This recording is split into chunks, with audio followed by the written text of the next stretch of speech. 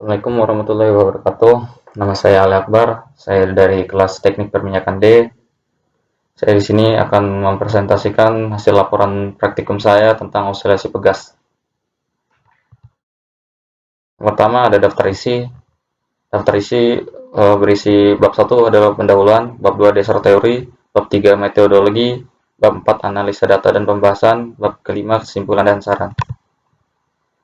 Belum memasuki penjelasan bab pertama, saya akan bacakan abstrak terlebih dahulu.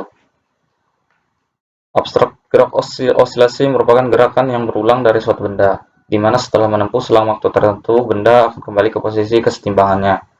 Praktikum gerak osilasi ini bertujuan untuk menentukan tatapan pegas dengan melakukan percobaan ayunan pegas yang dibebani dan memahami periode pada pegas.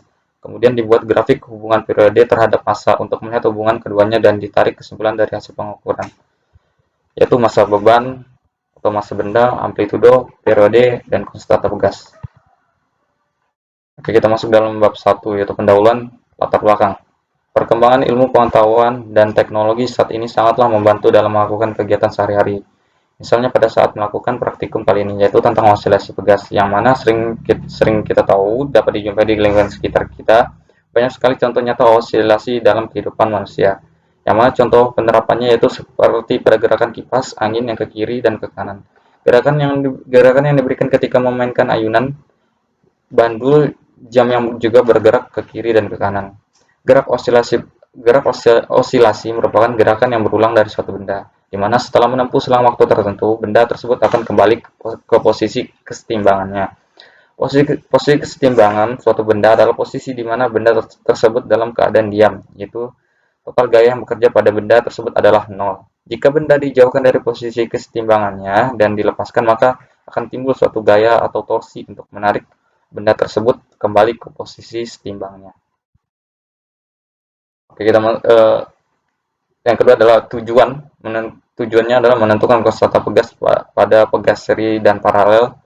Yang kedua, mempelajari hubungan konstanta pegas dengan periode osilasi pegas. Selanjutnya adalah permasalahan pertama itu bagaimana menentukan konstanta pegas pada pegas seri dan paralel. Yang kedua, bagaimana mempelajari hubungan konstanta pegas dengan periode osilasi pegas. Kita lanjut ke bab kedua, yaitu dasar teori. Osilasi harmonik sedara merupakan suatu gerak osilasi benda yang dipengaruhi oleh gaya pemulih yang linear dan tidak mengalami gesekan sehingga tidak mengalami pengurangan disipasi tenaga. Osilasi harmonik sederhana juga dapat diartikan sebagai suatu sistem yang bergetar di mana gaya pemulih berbanding lurus dengan negatif simpangannya. Gaya pemulih merupakan gaya yang bekerja dalam arah mengembalikan massa benda ke posisi setimbangnya. Ini bisa dilihat pada gambar 2.2a. Pegas berada pada titik kesetimbangannya, yaitu X sama dengan 0, di mana Fx sama dengan gaya pemulih N, K sama dengan konstanta pegas Newton per meter, X sama dengan simpangan pegas dengan satuan meter.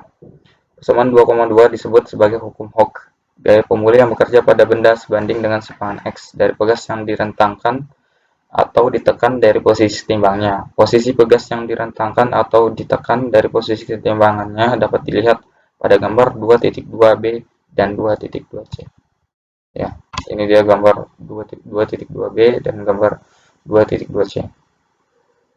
Gambar 2.2b itu yaitu pegas ditarik ke kanan atau direnggangkan sebesar plus X dari titik kesetimbangannya. Kalau gambar 2.2c, pegas ditarik ke kiri atau ditekan sebesar minus X dari titik kesetimbangannya. Yang ketiga, bab ketiga, yaitu metodologi. Di sini ada flowchart dari prosedur kerja. Yang pertama itu buka linkpad, klik lab, tetapkan garis pada titik 0 sejajar dengan bagian bawah pegas. Terus ada berikan redaman pada pegas dan atur skala konstanta pada pegas. Pilih slow and displacement natural length. Untuk mengubah massa gunakan bilah geser di atas. Atur variasi massa. Atur nilai massa sebelum menempatkannya pada pegas. Yang selanjutnya, gantunglah benda pada pegas lalu tarik tabung itu sedikit ke bawah dan kemudian lepaskan. Yang ketiga, catatlah waktu yang diperlukan untuk 10 N atau 10 getaran dan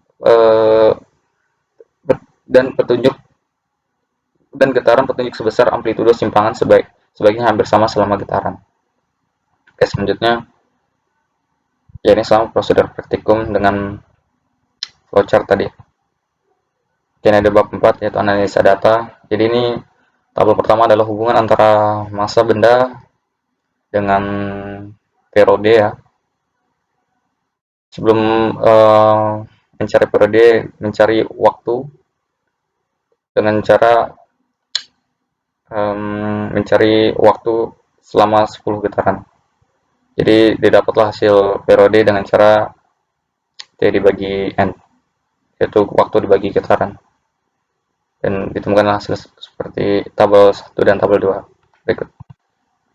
Ya, ini adalah grafik hubungan antara M dengan T dengan skala 3. Dan ini grafik yang kedua, hubungan antara M dengan T kuadrat dengan skala 3. Yang ini adalah tabel kedua dengan skala 4, hubungan antara M dengan T. Dan ini grafik keempat, hubungan antara M dengan T kuadrat dengan skala 4. Ini adalah perhitungan dengan menggunakan regresi linear. Kita mencari konstanta pegas, nilai konstanta pegas dengan rumus 4 dikali pi kuadrat per M. Ya, ditemukanlah hasil konstanta pegas sebagai berikut. Buat 230,7918. Itu untuk tabel yang pertama. Untuk tabel yang kedua sama rumusnya, yaitu K sama dengan 4 pi kuadrat per M dengan hasil konstanta pegas tabel kedua adalah 239,9615. Oke, yang selanjutnya pembahasan. Nilai tabel 1 didapatkan dari pengukuran variasi massa meter sehingga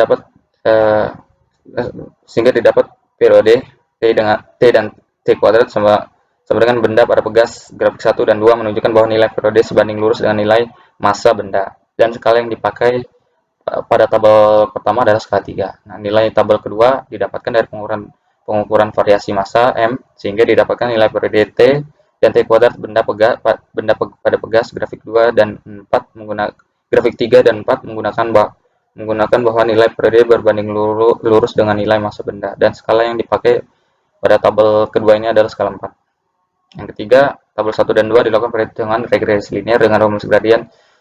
Dan mengetahui gradien M, kita bisa menghitung konstanta pegas dengan rumus K sama dengan 4 pi kuadrat per M atau gradien tadi. Oke, yang kelima, bab 5 yaitu kesimpulan dan saran. Kesimpulannya, dari percobaan yang osilasi pegas diperoleh beberapa data dan dapat diambil kesimpulan bahwa konstanta pegas dapat diketahui dari lamanya waktu satu kali ayunan sebuah beban tertentu. Semakin berat beban tersebut, maka semakin lama membutuhkan waktu untuk melakukan satu kali getaran. Oke, saran yang selanjutnya adalah saran. Yang pertama adalah dalam percobaan osilasi pegas ini, untuk meminimalisir terjadinya kesalahan, perlu diperhatikan hal-hal berikut.